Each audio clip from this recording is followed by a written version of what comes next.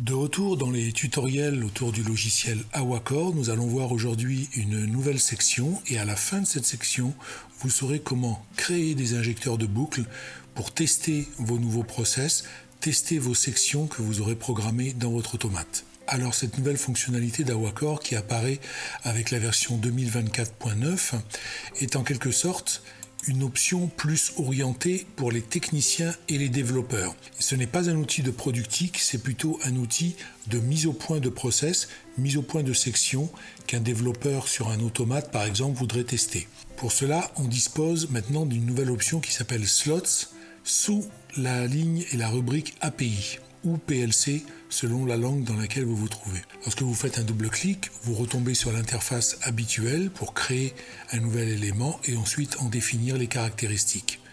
On va créer tout de suite notre premier slot que l'on va appeler mesure de niveau. On peut y mettre bien entendu un commentaire totalement libre. On va juste appliquer pour l'instant. Alors, à ce stade-là, il est bon de savoir qu'est-ce qu'un injecteur de boucle. Lorsqu'un automaticien, par exemple, développe une section dans un automate où il prend en compte des débits, des pressions, des températures ou toute autre valeur analogique ou digitale, il doit bien entendu tester sa section et voir si le résultat est conforme au cahier des charges. Il peut tester chacune de ses entrées en forçant ou déforçant manuellement des valeurs. C'est une opération qui est 100% manuelle.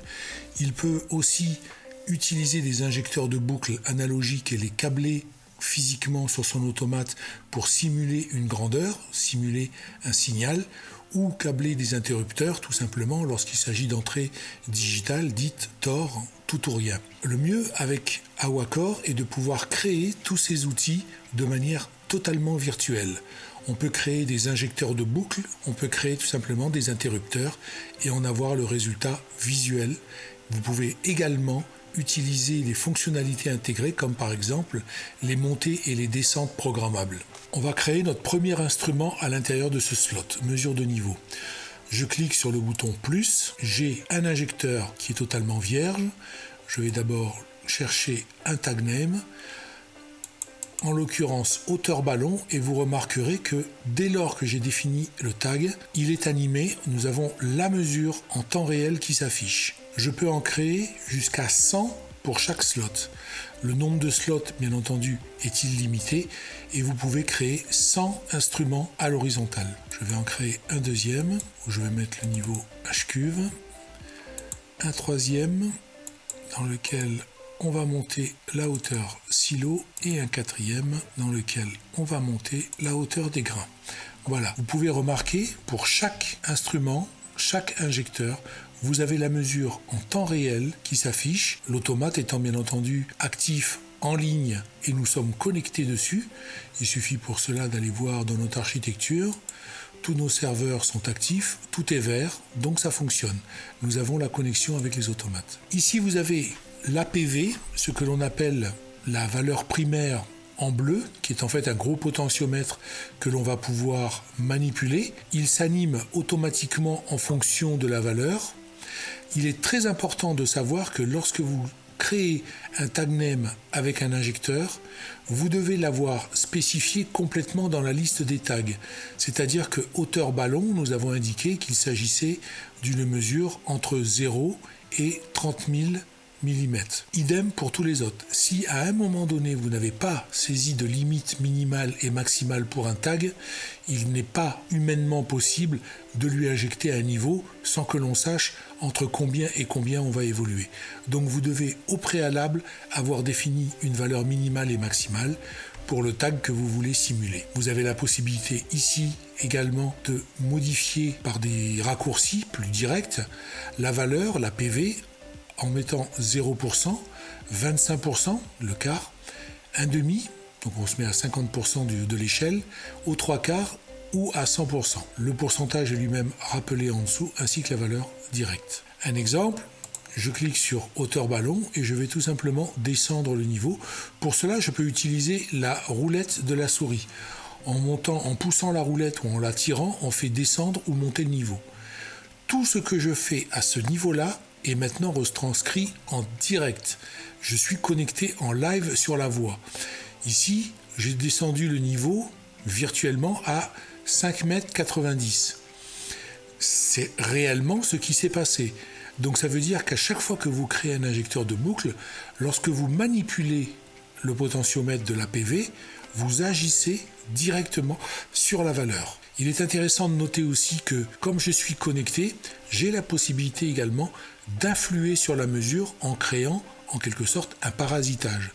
Si vous avez dans votre section automate une recopie d'une grandeur analogique directement dans un mot, eh bien, en venant ici forcer le mot, je vais créer une sorte de parasitage dans votre programme. C'est-à-dire que là, j'ai 19,6 mètres. Si je bouge la roulette, je vais réellement modifier cette valeur-là. Évidemment, si dans votre section de programmation, vous faites une recopie de l'entrée analogique dans un mot, et c'est celui-là sur lequel nous agissons en ce moment, au coup d'après, il sera réécrasé par la nouvelle valeur. Donc si vous avez du mal à modifier certaines valeurs pour faire vos séquences de tests dans votre automate et voir si par exemple à la main vous montez un niveau, vous verrez bien se déclencher les pompes, s'arrêter quand le niveau va redescendre, vous allez le contrôler avec la souris, etc.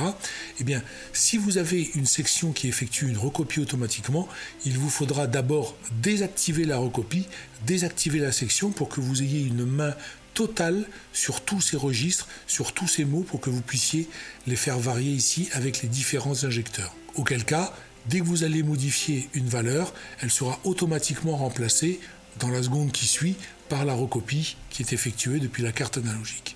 Ici par exemple je me mets à 50%, je force la valeur donc à 10 mètres et vous remarquez que ça continue à monter tout simplement parce que les pompes sont toujours actives. On va faire un autre essai avec cette fois-ci une entrée TOR. Je vais créer un nouveau slot que l'on va appeler température. Et dans ce slot, je crée un nouvel instrument qui est le sens température et un nouvel instrument analogique cette fois-ci qui est la mesure de la température ballon. Les deux sont liés. Selon que l'entrée digitale est à 0 ou à 1, on monte ou on descend la température. Ici, nous avons une vue directe de la température. Un exemple, je force la main en basculant sur 1 et on est en train de remonter en température. On réchauffe à nouveau 105, 106, 107. Si je coupe le chauffage, on redescend 108, 107, 106, etc.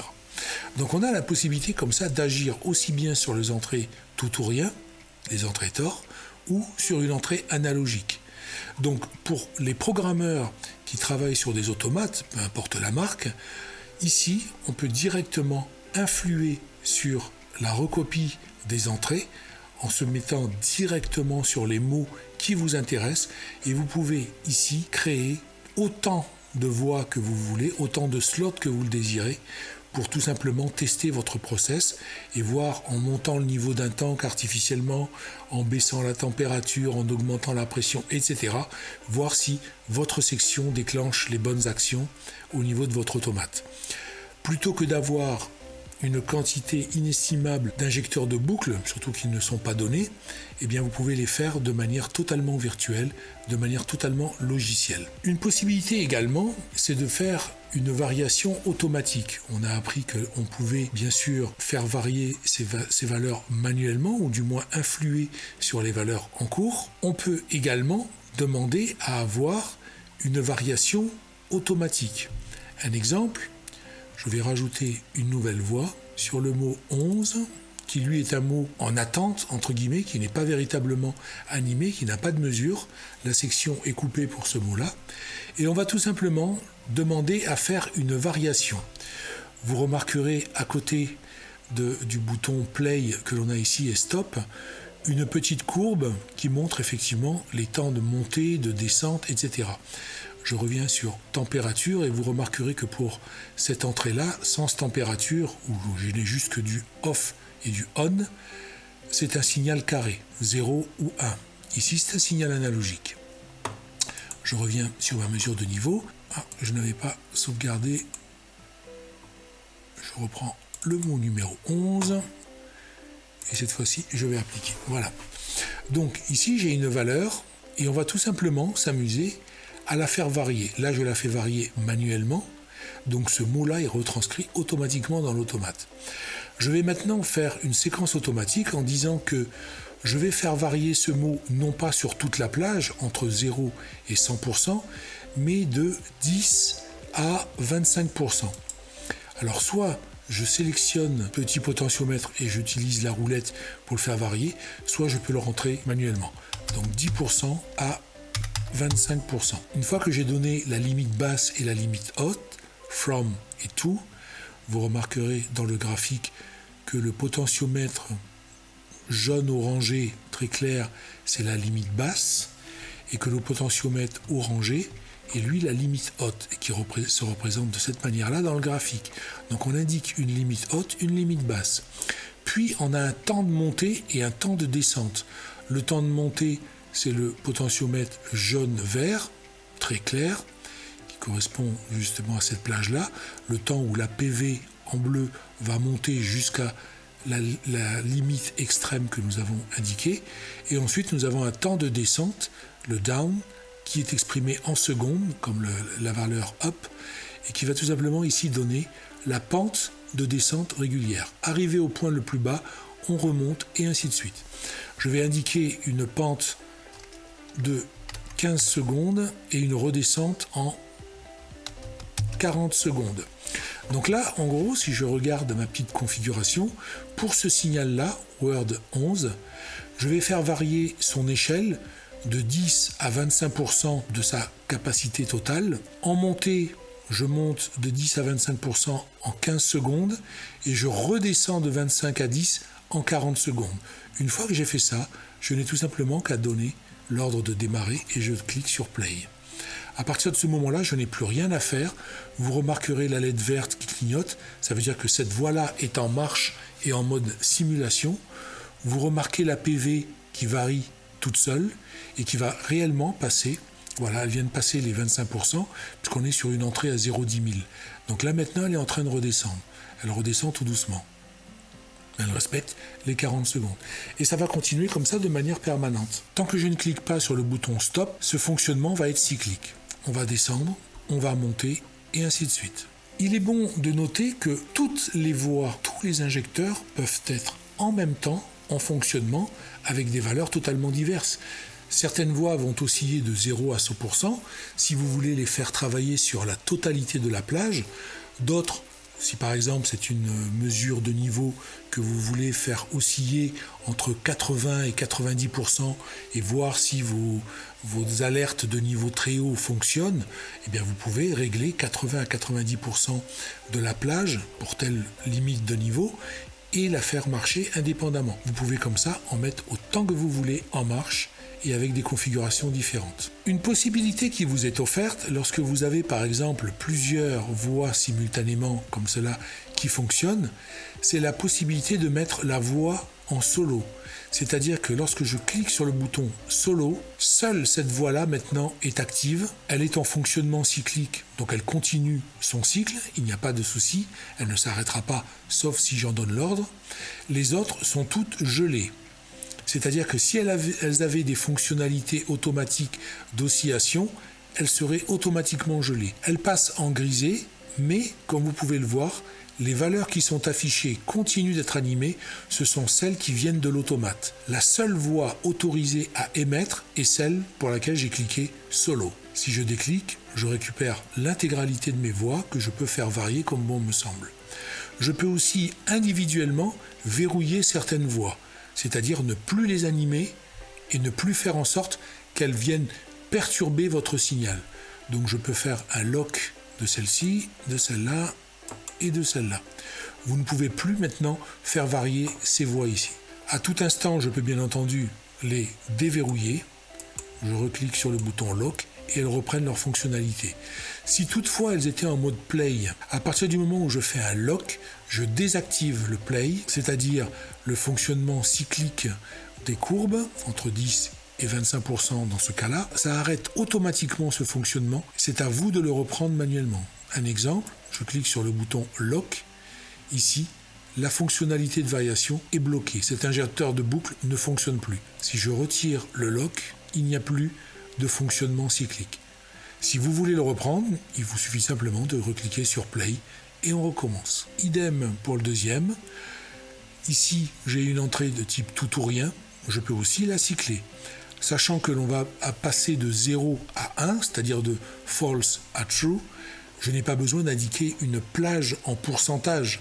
Donc, je sais que ça sera toujours de 0 à 1 et de 1 à 0. Je n'ai plus qu'à indiquer un temps où cette entrée TOR va basculer à l'état 1 et un temps où elle sera à l'état 0. Donc 10 secondes et 15 secondes dans notre cas, je n'ai plus qu'à faire un play. Et maintenant, cette entrée TOR va automatiquement basculer de 0 à 1, de 1 à 0, de 0 à 1, etc. Donc ce rythme est automatiquement géré par Awacor et pendant ce temps-là, ça vous permet d'aller sur votre console de programmation automate, d'utiliser votre logiciel habituel pour voir vos niveaux variés, vos pressions variées, ainsi que les entrées TOR, exactement comme si vous aviez une sorte de piano avec une liste illimitée d'injecteurs de boucles et d'interrupteurs, sauf que ceux-ci peuvent être automatiquement mis en marche avec des cycles qui sont programmables. Vous l'aurez compris, donc la gestion des slots est plus un outil dédié aux développeurs et aux techniciens pour injecter du signal, voire faire des cycles automatiques pour la mise au point de sections de programme.